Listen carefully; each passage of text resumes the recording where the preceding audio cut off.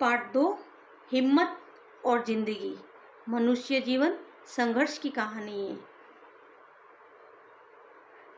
वह जीवन को सही ढंग से अर्थात सुविधा संपन्न तरीके से व्यतीत करने के लिए विभिन्न प्रकार से संघर्ष करता है। कौन करता है? मनुष्य। किंतु जो व्यक्ति जीवन में हिम्मत बनाए रखता है उसका जीवन सफलताओं से भरा हुआ होता है। प्रस्तुत प्रेरक प्रसंग यही शिक्षा देता है। इस कहानी में संघर्ष और हिम्मत से जिंदगी जीने का तरीका बताया है। जो व्यक्ति संघर्षों को सफलतापूर्वक जीत लेता है या संघर्ष करते हुए आगे बढ़ता है वही सफल होता है, और जो संघर्षों से या डर जाता है वो कभी भी आगे नहीं बढ़ पाता है। असली जिंदगी के मजे उन्हीं के लिए नहीं है जो फूलों की छांव के नीचे खेलते हैं और सोते हैं। असली जिंदगी के असली मजे उनके लिए नहीं है जो फूलों की छांव के नीचे खेलते हैं और सोते हैं, बल्कि किनके लिए? फूलों की छांव के नीचे अगर जीवन का कोई स्वाद छिपा है तो वह भी उन्हीं के लिए है जो दूर रेगिस्तान से आ रहे हैं, जिनका कंठ सूखा हुआ है, होठ फटे हुए हैं, सारा बदन पसीने से तर है, पानी में जो अमृत वाला तत्व है उसे वह जानता है। यानी रेगिस्तान में जब पानी की बहुत कहीं कहीं तो नज़र नहीं आता है तब उसके पास थोड़ा सा भी बचा हुआ पानी उसके लिए अमृत बन जाता है। जो धूप में खूब सूख चुका है वह नहीं जो रेगिस्तान में कभी पड़ा ही नहीं, जो रेगिस्तान में कभी पड़ा ही नहीं। सुख देने वाली चीज़ें पहले भी थी और आज भी है। अंतर यह है जो सुखों का मूल्य पहले चुकाते हैं उनके मज़े बाद में लेते हैं, उन्हें स्वाद अधिक मिलता है। जिन्हें आराम आसानी से मिल जाता है उनके लिए आराम ही मौत है। फिर वो आगे तरक्की नहीं कर जिनको आराम की ज़िंदगी मिल जाती है उनको ऐश मौज मिल जाते हैं तो वो आगे तरक्की नहीं कर पाते हैं, क्योंकि उनको आसानी से मिल जाते हैं वो चीज़ें, और जो मेहनत करके वो चीज़ें कमाते हैं लेते हैं उनको उसमें बहुत आनंद आता है। जो लोग पाँव भीगने के डर से पानी से बचते रहते हैं, समुद्र में डूब जाने का खतरा उन्हीं के लिए है। लहरों में तैरने का जिन्हें अभ्यास है वे मोती लेकर बाहर आएंगे। चांदनी की ताजगी और शीतलता का आनंद वह मनुष्य लेता है जो दिन भर धूप में थक कर लौटा है, जिसके शरीर को अब तरलाई की जरूरत महसूस होती है, जिसका मन यह जानकर संतुष्ट है कि दिन भर का समय उसने किसी अच्छे काम में लगाया। इसके विपरीत वह आदमी भी है जो निरंतर खिड़कियां बंद करके पंखों के नीचे छिपा हुआ था। अब रात में उसकी सेज बाहर चांदनी में लगाई गई। भ्रम तो शायद उसे भी होता होगा कि वह चांदनी के मज़े ले रहा है, लेकिन सच पूछिए तो वह खुशबूदार फूलों के रस में दिन रात सड़ रहा है।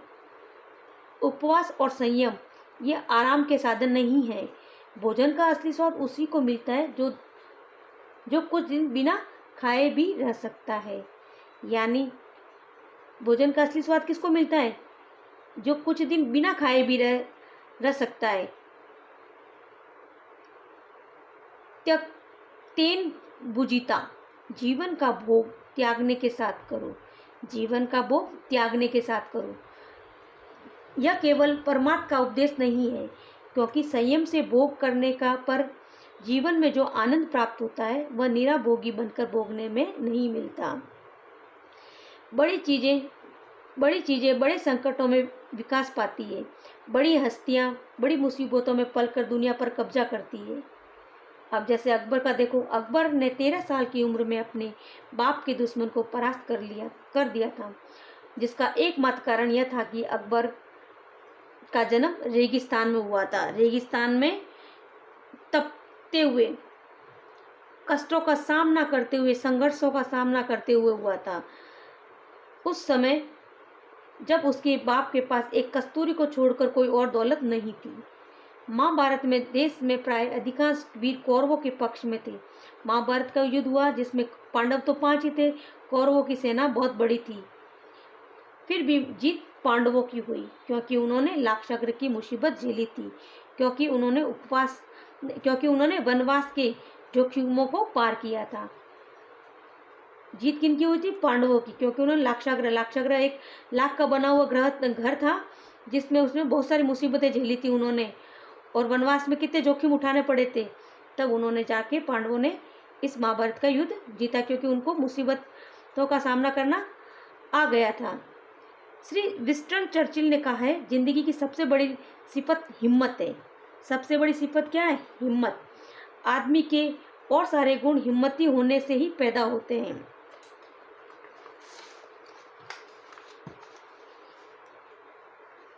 जिंदगी की दो सूरतें हैं। एक तो वह यह कि आदमी बड़े से बड़े मकसद के लिए कोशिश करे, जगमगाती हुई जीत पर पंजा डालने के लिए हाथ बढ़ाए। अगर आदमी बड़े से बड़े मकसद के लिए कोशिश करेगा तो वो जरूर सफल होगा। पंजा डालने के लिए हाथ बढ़ाए। अगर असफलता कदम कदम पर जोश की रोशनी के साथ अंधियारी का जाल बुन रही हो, तब भी वह पीछे का वो पाँव नहीं हटाए, तब उसको सफलता मिलेगी। अगर वो डर गया तो कुछ नहीं कर पाएगा। अगर वह अंधियारों का जाल बुन रही हो तब भी वह पीछे नहीं हटेगा, तो उसको सफलता जरूर मिलेगी। दूसरी सूरत यह है कि वह उन गरीब आत्माओं को हमजोली बन जाए। किनका? गरीब आत्माओं का हमजोली बन जाए, जो न बहुत अधिक सुख पाती है और न ही जिन्हें दुख पाने का भी संयोग है, क्योंकि ये आत्माएं ऐसी गोदुली में बसती है जहाँ न तो कोई जीत हंसती है और न ही कभी हार के रोने की आवाज़ सुनाई पड़ती है। इस गोदुली वाली दुनिया के लोग बंधे हुए घाट का पानी पीते हैं।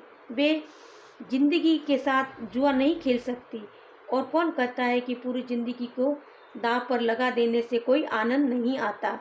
आज हम यहाँ तक ही पढ़ेंगे, और इस होमवर्क में आप शब्दार्थ करोगे, और भाषा और व्याकरण में प्रश्न पहला, निम्नलिखित शब्दों के लिंग बदलिए। बूढ़ा बुढ़िया, विद्वान विदुषी, शेर शेरनी, बकरा बकरी, आना आनी, सेठ सेठानी, लुहार लुहारिन, माँ बाप, वीर वीरांगना, सम्राट सम्राज्ञी। फिर ख, निम्नलिखित शब्दों के 3-3 शब्द बनाओ। ये उपसर्ग है, आपको इनसे शब्द बनाने हैं। और अधपका, अधमरा, अधखिला। उपनाम, उपदेश, उपवन। विचार, विजय, विज्ञान। प्रभाव, प्रहार, प्रकार। कुमार्ग, कुपुत्र, कुविचार। ख, ग से गमला, ग। निम्नलिखित शब्दों के विलोम शब्द लिखने। प्रकाश, अंधकार, अमीर, गरीब, शीतल, उष्ण, नकली, असली, विजय, पराजय, दास, मालिक, पक्ष, विपक्ष, वीर, कायर। आपको शब्दार्थ करना है और भाषा व्याकरण के प्रश्न क, ख व ग करना है। ओके, प्रश्न शब्दार्थ, प्रश्न क, प्रश्न ख और प्रश्न ग, ये भाषा व्याकरण में करना है। बाकी आपको कुछ नहीं करना है। ओके, सुंदर सुंदर राइटिंग से काम करना है, और कॉपी सोमवार या गुरुवार को चेक करवानी है।